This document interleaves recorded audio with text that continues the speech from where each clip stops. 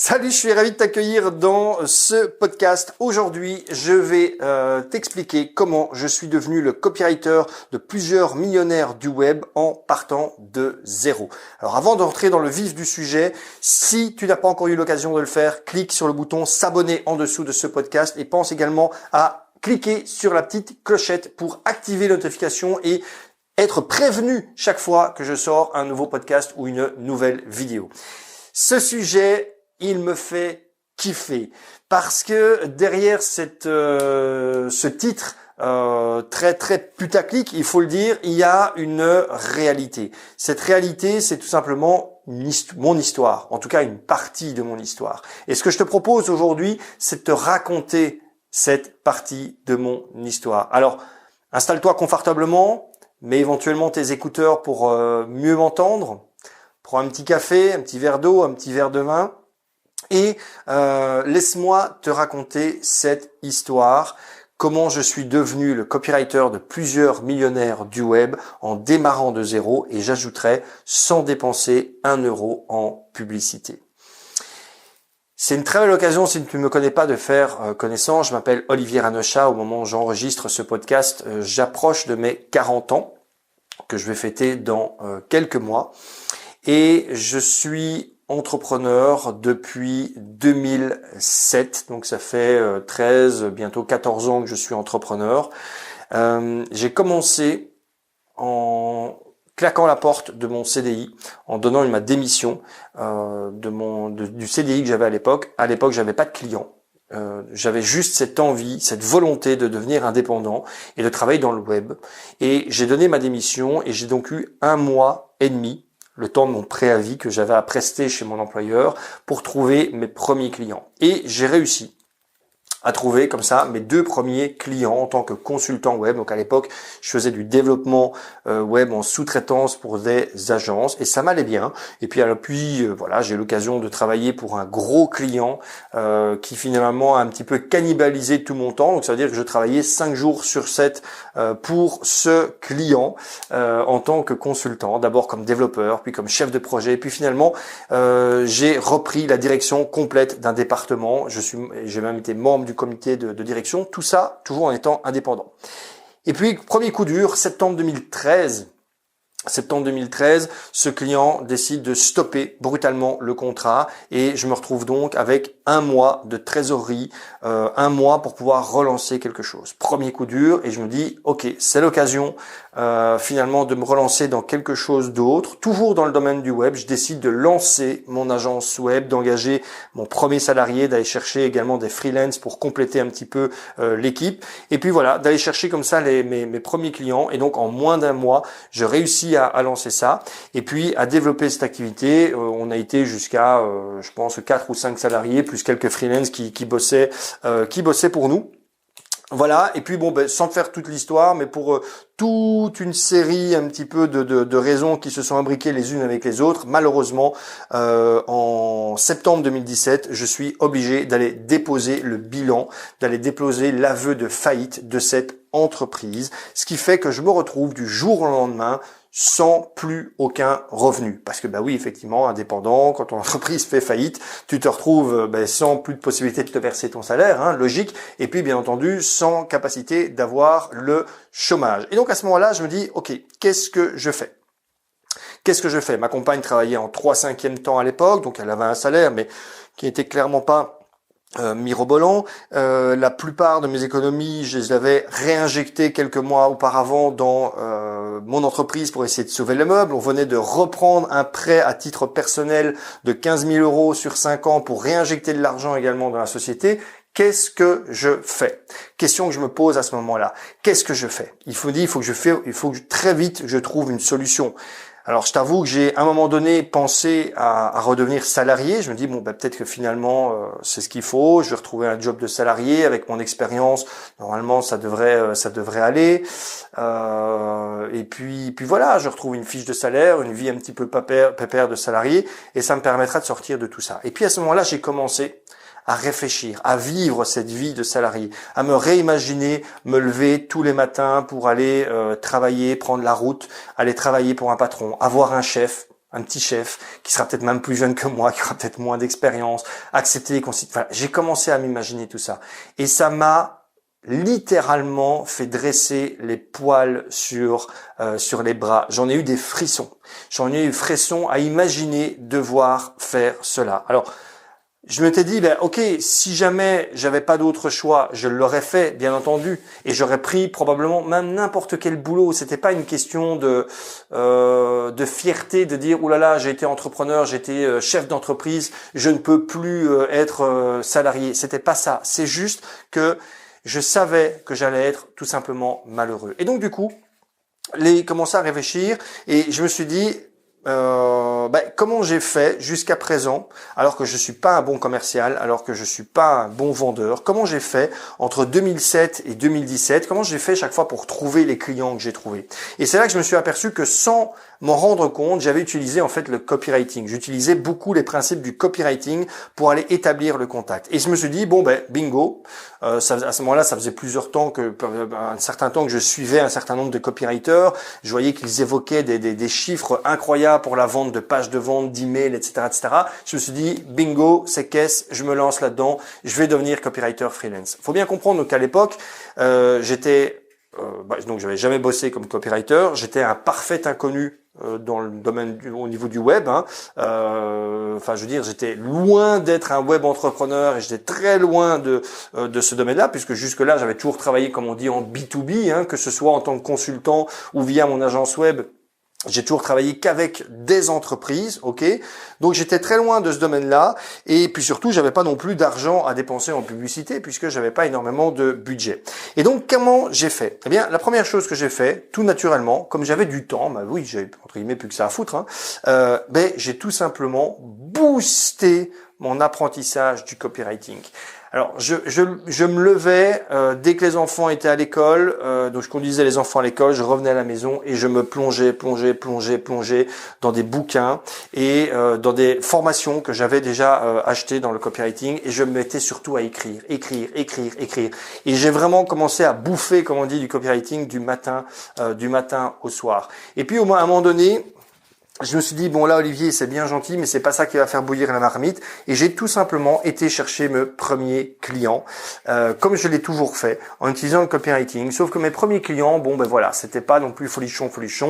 J'étais assez content parce que je pense que c'est vers octobre ou novembre 2017, j'ai signé mes premiers contrats. C'était des petits contrats de copywriting de 600 €, 800 €. Donc j'ai eu 2-3 contrats comme ça.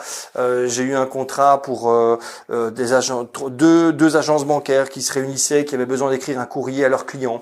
J'ai eu un contrat pour une société qui vendait des prestations informatiques à qui voulaient vendre ça à des hôpitaux. J'ai dû écrire des courriers pour eux. J'ai eu un contrat pour une société qui vendait des systèmes d'affacturation, donc d'impression de factures, et pour qui j'ai dû aussi écrire un courrier papier chaque fois. Et donc c'était des petits contrats entre 600 et 800 €. Bon, j'étais assez content parce que je me dis c'est sympa, mais je me dis ça va pas. Je ne me vois pas faire énormément de prospection pour aller choper après des contrats à 600 ou 800 €. Et c'est comme ça que j'ai eu l'idée de passer par un prescripteur. Alors, l'idée, ça a été quoi? C'est que je me suis dit, ok, comment je peux faire? Je suis inconnu au bataillon. Personne ne me connaît sur le web. Il y avait une certitude, c'est que j'avais pas envie de me balader sur les routes. J'avais pas envie de faire de la prospection parce que je suis pas un bon prospecteur, je suis pas un bon vendeur, je suis pas un bon commercial, et j'avais pas envie de passer un temps de gueux à faire de la prospection à tout va pour aller chercher des malheureux clients à 600, 800 €. Et donc, en combinant un petit peu tout ça, je me suis dit, si je veux pouvoir bosser de chez moi, tranquillement, en slip à la limite si j'en ai envie, si j'ai pas envie de devoir faire de la prospection, prendre ma voiture, prendre mon téléphone, etc., si j'ai pas d'argent en publicité, il faut que j'aille, entre guillemets, un petit peu cannibaliser, positivement bien entendu, mais l'expérience de quelqu'un. Et c'est comme ça que j'ai eu l'idée de prendre contact avec un web entrepreneur qui était bien installé dans son domaine, et de lui proposer tout simplement de réécrire pour lui sa page de vente. Et je lui ai dit, écoute, je suis copywriter, je suis copywriter, j'ai vraiment bien aimé ce que tu proposes. et j'aimerais te demander l'autorisation de réécrire ta page de vente. Je te demande rien en retour. Je te demande même pas de la publier.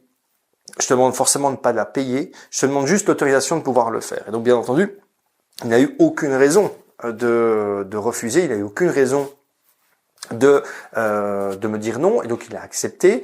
J'ai pris voilà du temps pour réécrire cela. Et puis, je lui ai envoyé le résultat. Et il a tellement été content finalement du résultat que je lui ai apporté, qu'après ça, il m'a demandé voilà, si j'étais d'accord de participer à des lives qu'il organisait dans ses groupes de clients pour parler de copywriting, ce que j'ai bien entendu accepter à titre gratuit. Et c'est comme ça que j'ai été présenté finalement à certaines personnes comme étant copywriter, alors que je venais à peine de commencer. Et alors, je vais après te la faire court parce que le but c'est que ça reste intéressant comme histoire, mais ce qui est assez marrant, c'est que de fil en aiguille, très rapidement, donc ça on était aux alentours de décembre 2017, très rapidement, ces premiers contacts m'ont permis de remonter le fil d'autres contacts qui eux-mêmes m'ont mis en relation avec des clients potentiels, sans faire de prospection. C'est-à-dire que c'est ces personnes-là qui m'ont contacté en disant « Ah ben voilà, un tel m'a parlé de toi, un tel m'a parlé de toi, un tel m'a parlé de toi, et justement, je recherche un copywriter. » Et j'ai commencé donc comme ça à armer des devis, mais alors à ce moment-là, on n'était plus sur des devis de 600, 800 euros, on était sur des contrats qui démarraient à 2000, 2500 euros par mois, et puis j'ai commencé à vendre aussi des contrats de prestation à 5000 euros par mois. Et j'ai commencé comme ça à toucher des personnes qui généraient vraiment déjà beaucoup d'argent sur le web et qui avaient besoin, qui recherchaient un copywriter pour développer leur activité et se soustraire aussi de cette activité de copywriting.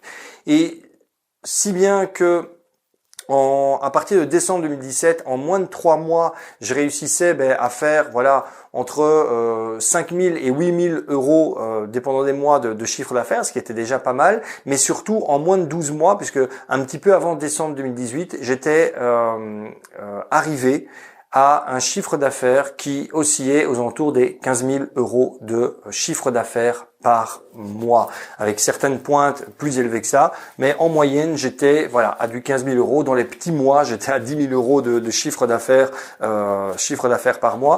Donc clairement, ça a été assez fulgurant comme réussite. Alors si je te raconte tout ça, c'est pourquoi. Quelle est la raison derrière cela? Alors, je sais que certains, peut-être haters, vont mettre un dislike ou vont peut-être commenter, mais voilà, que tu sois un haters ou que tu sois un fan ou que tu sois convaincu par ce que je t'ai raconté, dans tous les cas, mets un like ou un dislike et puis surtout commente parce que ça me ferait très plaisir d'avoir ton feedback. Mais si je te raconte tout ça, c'est, comme on dit, pas pour me la raconter.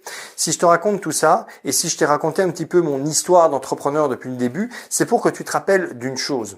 C'est dans tous les cas, que ce soit au tout début de ma vie d'entrepreneur et puis avec toutes les petites étapes que j'ai vécues, en 2007 quand je me suis lancé, en 2013 quand j'ai eu la fin brutale d'un contrat, en 2017 quand j'ai eu la mise en faillite de mon entreprise et que j'ai dû recommencer à zéro. Chaque fois, il y a une chose importante, c'est que j'avais très peu de temps et très peu d'argent devant moi, voire pas du tout, pour redémarrer une activité. Je ne pouvais pas me permettre de prendre 5 mois, 6 mois, 1 an pour que cela fonctionne. Il fallait que ce soit rapide. Et j'en ai fait une sorte de spécialité.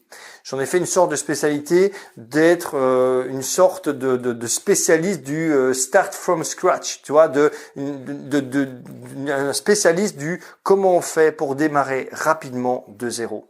Et aujourd'hui, ce que je te propose, c'est pas une promesse. Aujourd'hui, je te promets pas que toi aussi tu vas pouvoir réussir à mettre en place ce genre de choses. J'ai pas envie de te promettre quoi que ce soit parce que, bien entendu, dans l'équation, si on décide par exemple de bosser ensemble pour mettre en place ton business, dans l'équation il y a moi bien entendu, mais il y a toi également. Et on est tous les deux aussi importants dans cette équation. Donc c'est-à-dire que si moi je mets pas l'énergie nécessaire pour t'accompagner, alors oui effectivement ça pourrait planter. Mais si toi tu mets pas l'énergie nécessaire, si toi tu mets pas la motivation nécessaire, si toi tu te donnes pas toutes les chances de réussir rapidement, j'ai beau être aussi bon que je le veux, ça ne marchera pas. Ça ne marchera pas. Et c'est pour ça que je ne suis pas là pour te promettre quoi que ce soit aujourd'hui. Je suis simplement là pour te montrer que ça peut fonctionner et rapidement. C'est exactement pareil pour un certain nombre des clients avec qui j'ai bossé ou avec qui je bosse encore en accompagnement, qui ont rapidement pu mettre en place un système qui leur a permis de générer un volume d'affaires conséquent rapidement. Et ces personnes-là, elles ont réussi à le faire pas par magie, pas par coup de chance, simplement parce qu'elles ont eu la motivation de suivre mon accompagnement et surtout la motivation d'appliquer ce que je leur demandais d'appliquer et de le faire rapidement, de ne pas laisser traîner les choses. Action, action, action. Alors, si mon histoire t'a inspiré, si mon histoire t'a fait rigoler, si mon histoire tu l'as trouvée ennuyeuse ou pas possible, peu importe, quoi qu'il en soit, commente et je répondrai personnellement à ton commentaire.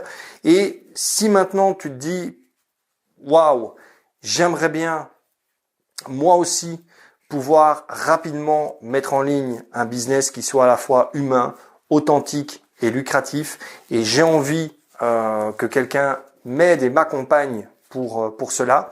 Alors moi, ce que je te propose, c'est que tu cliques sur le lien qui est dans la description de ce podcast. Ce lien va te permettre de réserver un appel avec moi. Et j'insiste, c'est avec moi. Ce sera pas avec un closer, ce sera pas avec un commercial, ce sera pas avec quelqu'un de mon équipe. Cet appel, c'est véritablement avec moi que tu l'auras.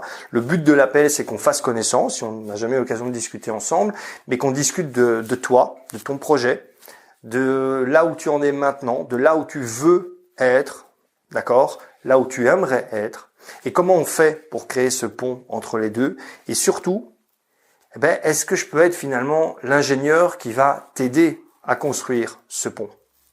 Si oui, on verra comment on peut bosser ensemble. Donc le lien, il est dans la description de ce podcast. Je te souhaite en tout cas une excellente journée et je te dis à très bientôt pour le prochain podcast. Ciao.